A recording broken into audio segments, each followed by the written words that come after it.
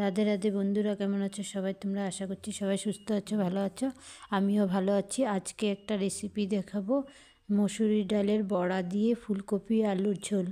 তো প্রথমে মসুরি ডালকে আমি কালকে রাত্রে ভিজিয়ে রেখেছিলাম, তো এটাকে পেস্ট করে নিলাম। এখানে আমার পেস্ট করা হয়ে গেছে। তারপর মিক্সার জারে আমি গোটা ধনে, গোটা জিরে, তারপর গোলমরিচ আর নেব কিছুটা আদা আর দুটো কাঁচা পাকা লঙ্কা। এটাকে আমি মিক্সিতে পেস্ট করে নেব। এখানে আমি সব কিছু নিয়ে নিয়েছি, একটু জল দিয়ে মশলাটাকে ভালো করে পেস্ট করে নিলাম। এখানে আমার মশলাটা পেস্ট হয়ে গেছে। এখন আমি সোজা রান্নাঘরে চলে যাব রান্না করতে। এখানে আমি ডালটার মধ্যে কালো জিরে ও হলুদ আর নুন দিয়ে মশলা ডালটাকে ভালো করে মেখে নিয়েছি। তারপর আমি বড়ার আকারে গড়ে বড়াগুলো ভেজে নেব। এখানে কড়াই বসিয়ে দিয়েছি, তেলটাও গরম হয়ে গেছে। এখন আমি বড়াগুলো ভেজে নেব। এপিট ওপিট করে লাল লাল করে বড়াগুলো ভেজে নেব। এখানে আমি বড়াগুলো দিয়ে দিচ্ছি। এক এক করে আমার বড়াগুলো দেওয়া হয়ে যাচ্ছে। মানে আমি সব বড়াগুলো দিয়ে দিয়েছি। এখন কিছু সময় পর আমি এগুলোকে উল্টিয়ে দেব। এপাট ওপাট করে লাল লাল করে পুরো বড়াগুলো ভেজে নেব। এখানে আমার এক ব্যাচের বড়াগুলো ভাজা হয়ে গেছে, নামিয়ে নেব। নিয়ে আমি আবারও কিছু আছে ডাল পেস্ট, সেইগুলো দিয়েও বড়া বানিয়ে নেব।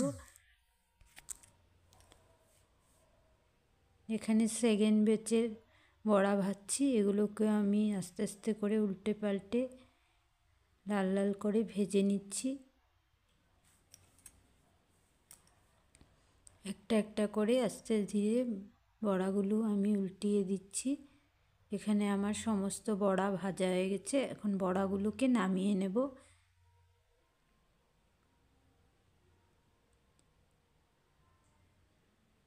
এদিকে আমি বড়াগুলো ভাজছি, আর একটা সসপ্যানে আমি কি করেছি, ফুলকপিগুলো একটু ভাপে দিতে বসিয়ে দিচ্ছি। কারণ ফুলকপিটা একটু ভাপিয়ে নিলে ভালো। গ্যাসের সমস্যা আছে আমার ছেলের, গ্যাস হয়ে যায়, তার জন্য একটু ভাপে দিয়ে নিলে গ্যাসটা হওয়ার সম্ভাবনা কম থাকে। তো এখানে আমি বড়াগুলো ভাজছিলাম, আর একটু তেলের প্রয়োজন ছিল, তো তেল দিয়ে দিয়েছি। তেল দিয়ে ভালো করে বড়াগুলোকে ভেজে নিচ্ছি। এখানে আমার বড়াগুলো ভাজা হয়ে গেছে। তারপর আমি ওই কড়ায় আর একটু তেল দিয়ে ফুলকপি আর আলুগুলোকে একসাথে নুন হলুদ দিয়ে ভেজে নেব। এখানে কড়াইয়ে ফুলকপি আলু দিয়ে তারপরে আমি একটু নেড়ে চেড়ে নিলাম। এরপর আমি অল্প নুন, পরিমাণ মতো নুন আর হলুদটা দিয়ে দিয়েছি। এখন দিয়ে দিচ্ছি পরিমাণ মতো নুন আর দিয়ে দেব হলুদ। দিয়ে ভালো করে লাল লাল করে ফুলকপি আর আলুটাকে ভেজে নেব। একটু নাড়াচাড়া দিয়ে ঢেকে রাখবো কিছু সময়।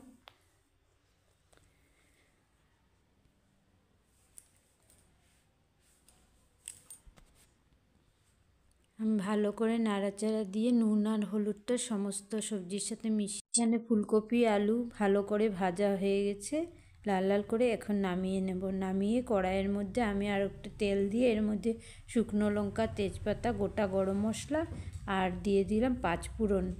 ফোড়নটা ভালো করে ভাজা হয়ে যাওয়ার পর এখানে লাল লাল করে ফোড়নটাকে ভেজে নেব। ভাজা হয়ে যাওয়ার পর এর মধ্যে আমি পেস্ট করে রাখা মশলাটা অ্যাড করব। এখানে পেস্ট করে রাখা মশলাটা দিয়ে দিলাম, আর মিক্সির জার ধোয়া জলটাও আমি এর মধ্যে দিয়ে দেব। এরপর আমি এর মধ্যে হলুদের গুঁড়ো আমি অ্যাড করব, কোনো শুকনো লঙ্কার গুঁড়ো দেব না, কারণ অলরেডি গোলমরিচ আর কাঁচামরিচ আমি এর মধ্যে দিয়েছি। শুকনো লঙ্কার গুঁড়ো দিলে অনেক ঝাল হয়ে যাবে, আমার ছেলে খেতে পারবো না, তার জন্য আমি লঙ্কার গুঁড়ো অ্যাড করলাম না। তারপর ভালো করে মশলাটাকে কষিয়ে নেব। হাফ কষানো হয়ে যাওয়ার পর আগের থেকে ভেজে রাখা সবজিগুলো আমি এর মধ্যে দিয়ে দেব। দিয়ে ভালো করে নাড়িয়ে চাড়িয়ে মশলাগুলো যাতে সবজির ভিতরে ঢুকে সেভাবে ভালো করে নাড়িয়ে চাড়িয়ে কষিয়ে নেব অনেক সময় ধরে। চুলার আঁচটা কম করে তারপরে এখানে আমার মশলাটা ভালো করে কষানো হয়ে গেছে সবজির সাথে। তারপরে আমি এর মধ্যে গরম জল দিয়ে দিলাম, গরম জলটা এড করে দেব। এখন আমি গরম জল দিয়ে দিচ্ছি। গরম জল দিয়ে ঝোলে জাল ওঠা পর্যন্ত অপেক্ষা করব। ঝোলে জাল ওঠার পর আমি এর মধ্যে পরিমাণ মতো নুন দিচ্ছি আর দেব ভেজে রাখা বড়াগুলো এর মধ্যে অ্যাড করব।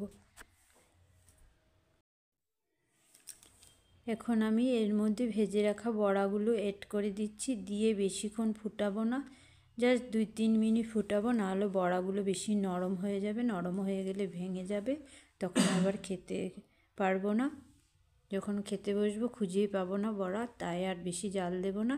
এখন গোটা গরম মশলা দিয়ে আর ঘি দিয়ে আমি কিছু সময় স্ট্যান্ডিং টাইমের জন্য ঢেকে রেখে দেব, অল্প সময় ঢেকে রেখে দেব। তারপর আমি সবাইকে খেতে দিয়ে দেব।